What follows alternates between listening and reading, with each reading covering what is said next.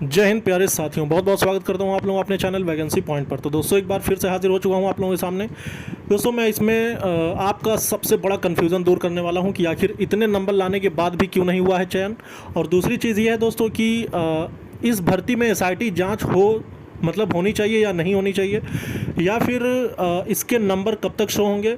और चौथा आपका जो कन्फ्यूज़न बन रहा है कि इसमें क्या ये भर्ती प्रक्रिया में मेडिकल कराने के बाद, या फिर मतलब जैसे अभी 18 जुलाई को अगली सुनवाई है कोर्ट की, तो उससे पहले ही क्या इसके मेडिकल करा के इनको ट्रेनिंग पे भेजा जाएगा या फिर क्या होगा, सारी चीज़ों के बारे में डिस्कस करेंगे।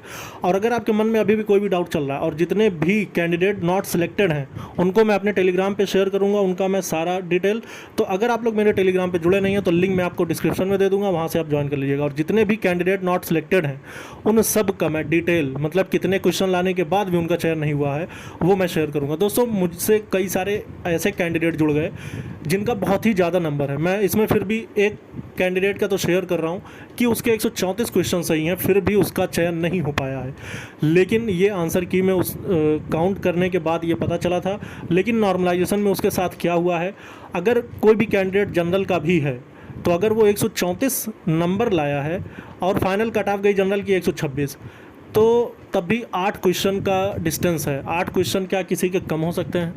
ये भी अपने आप में एक बहुत बड़ी बात है कि 126 क्वेश्चन की कट ऑफ जाने के बाद भी 134 लाने पर चयन नहीं हो रहा है। तो आखिर 134 के ऊपर वाले कैंडिडेट का चयन हुआ है या फिर इसका क्या पूरा मामला है, इसके बारे में इस वीडियो में मैं डिस्कस करने के लिए वीडियो बना रहा हूँ। और तो ऐसे बहुत सारे अभ्यर्थियों की लाइन है, क्योंकि आपको पता ही है 36,000 अभ्यर्थियों में से 9,534 अभ्यर्थी चयनित हुए हैं।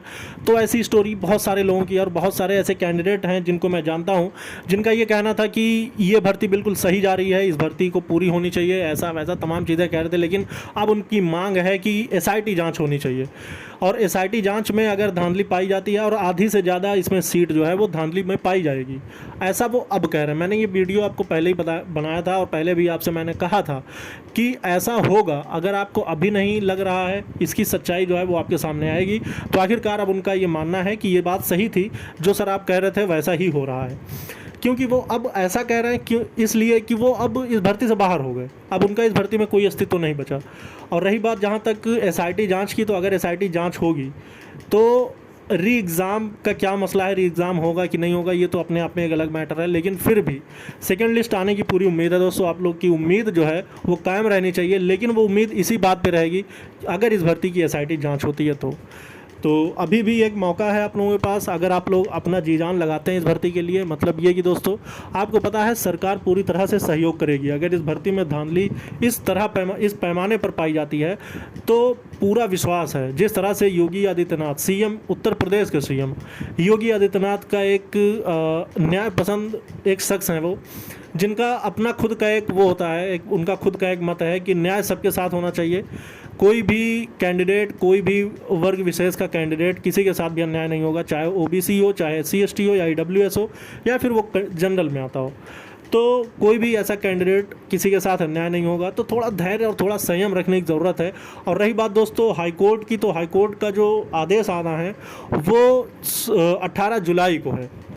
अभी लगभग 1 महीने से ज़्यादा ही दिन बचे हुए हैं, तो इस बीच में सारी चीज़ें क्लियर होंगी।